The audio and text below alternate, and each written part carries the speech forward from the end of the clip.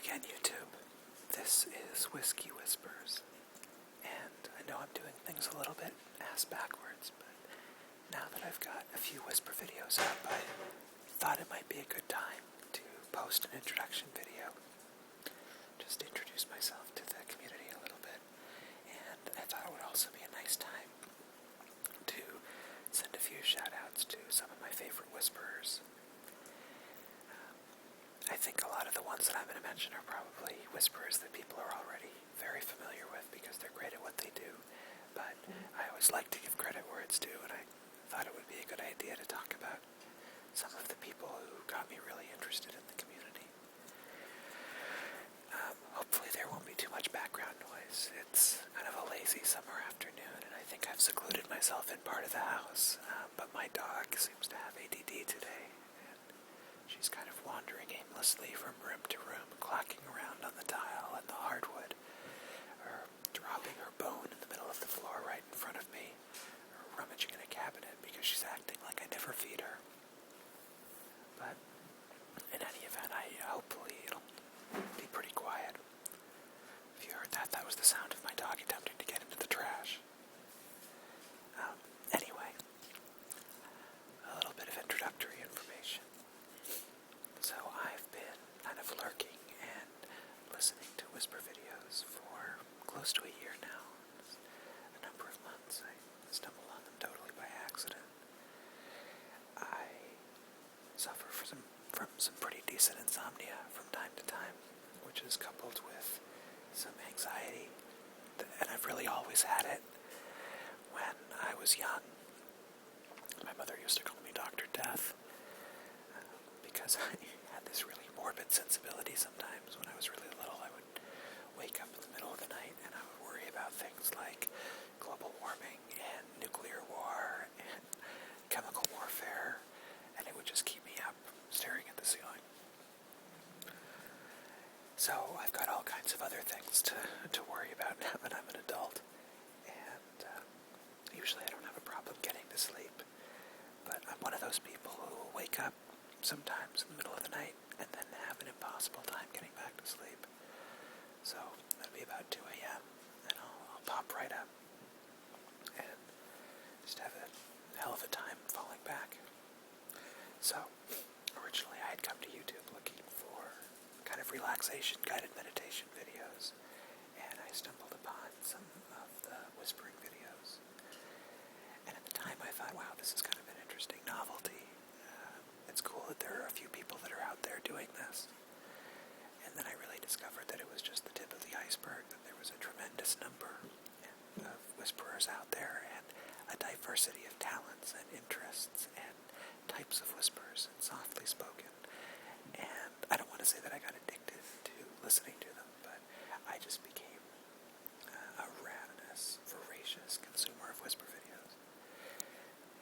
I've never really been the kind of person to get involved with social networking sites. I don't really post on internet forums. I've never gotten much of a charge out of that, and I've never been an especially public person. So even though I was listening to all of these, it was really just kind of passive consumption. I wasn't subscribing to channels. I wasn't really commenting or doing anything like that. It was kind of like watching TV for me. Lately, I've become much more interested in the community aspect of it because it seems like there's really great cross-pollination between all of the different whisperers, and people are very supportive of one another. And I will see whisperers pop up on one another's channels, kind of lending good words or cheers or suggestions to one another. And it's really astounding to me that all of these people could come together with this very specific interest, but not know one another, be on totally different parts of the globe, and interact in this way. And it just seemed like a really fun thing to be a part of. Additionally, I've always been a huge bookworm. I love to read. Sometimes I will go to the bookstore. We have a great used bookstore here in town, and I will just go and spend all kinds of money on books that just have interesting looking covers. I'll fill a whole bag with them and then kind of go home. And sometimes I'll get great stuff. Sometimes I'll get absolute tripe. But I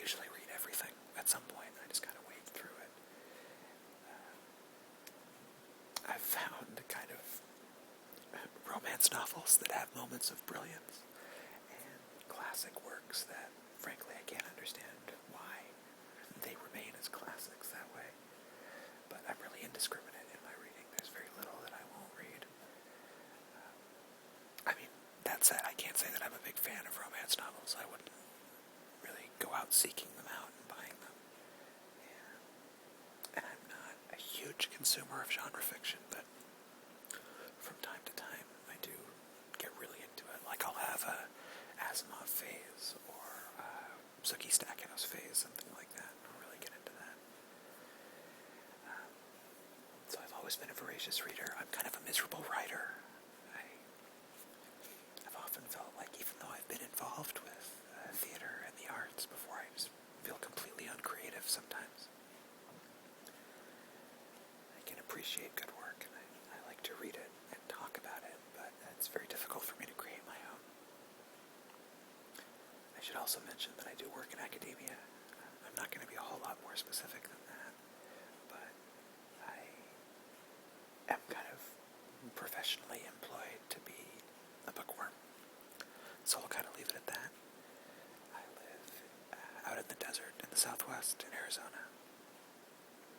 And can't say that I've quite gotten used to the politics, but I do live in kind of the Austin of Arizona. So it's like the one good enclave where I don't feel like such a freak.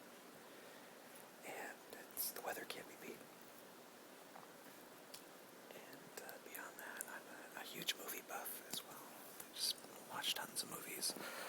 Pretty much any time I go to the video store with a friend, they get completely frustrated because I've seen everything. And my movie taste is much like my taste in literature. It's just kind of indiscriminate. I watch absolute crap. And like a buddy of mine, The Peaceful Man, did a video on here recently about what he deemed the worst movie ever, which was The Brown Bunny by Vincent Gallo. And I was kind of cringing as I was listening to that video because I had seen that movie and I knew exactly what he was talking about. I mean, don't get me wrong, I hated it just as much as he did. I mean, who knew that a movie with fellatio could be so simultaneously boring and miserable to watch as that movie was, but really Gallo found a way. But, I like art cinema too. I like big blockbusters. I usually see all the big comic book movies that come out. And kind of enjoy that all equally.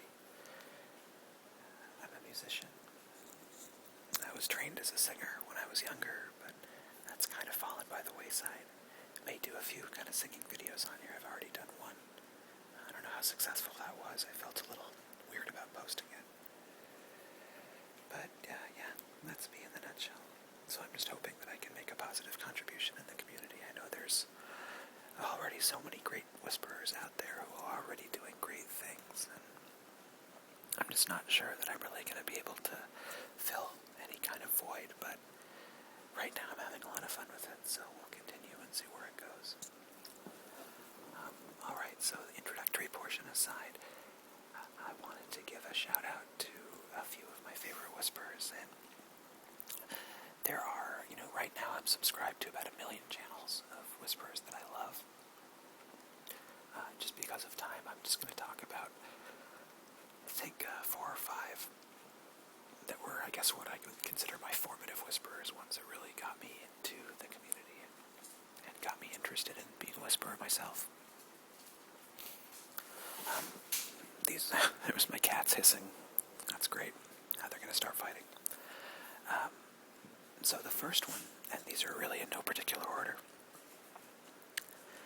The first one is Llewellyn. And Llewellyn I really wanted to put on here because she was the absolute first whisperer I ever heard. I stumbled upon her videos completely by accident and have been a loyal follower ever since. I especially love Llewellyn's videos because she seems to be a literary sort like myself. She does a lot of really great poetry readings and short stories. She has this very lovely, sweet, mellifluous voice, and she does an excellent job. Her enunciation is beautiful and clear, and she really brings out the poetry of the language, whatever she's reading.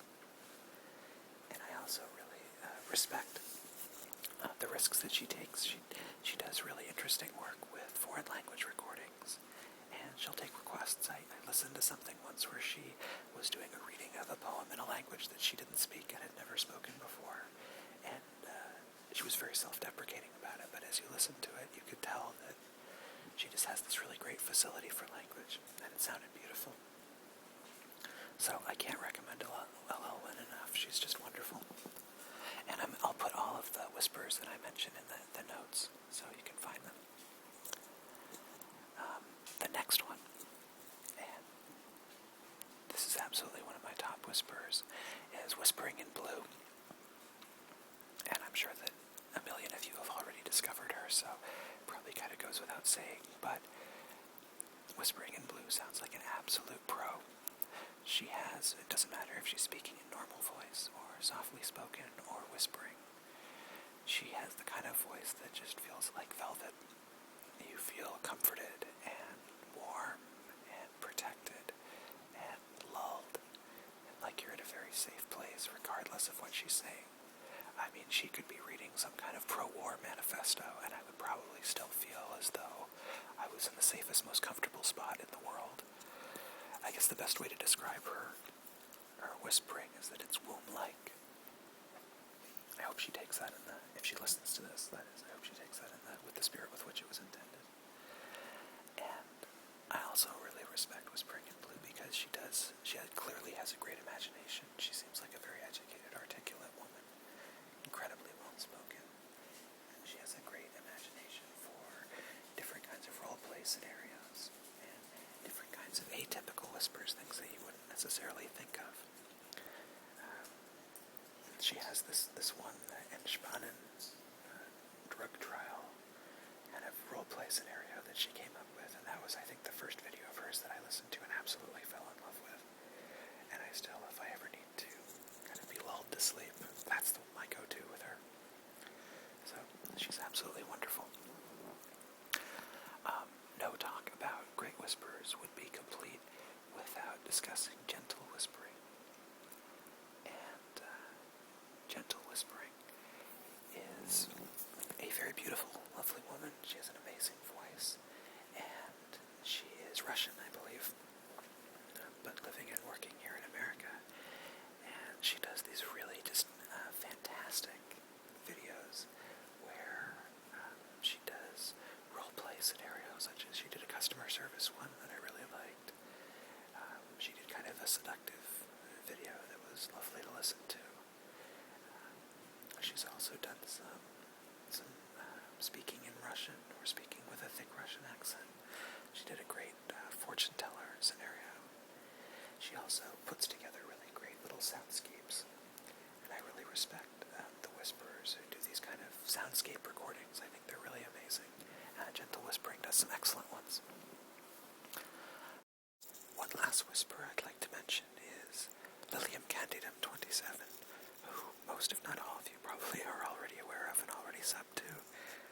But she's really fantastic. She, along with Llewellyn, were really the reason that I got interested in the whispering community. She has an amazing diversity of videos, and she updates them on a regular basis. She does everything from personal updates to rambles to readings to relaxation scripts, and she has this incredibly soothing voice and a warm personality, great generosity of spirit. I highly recommend her to anyone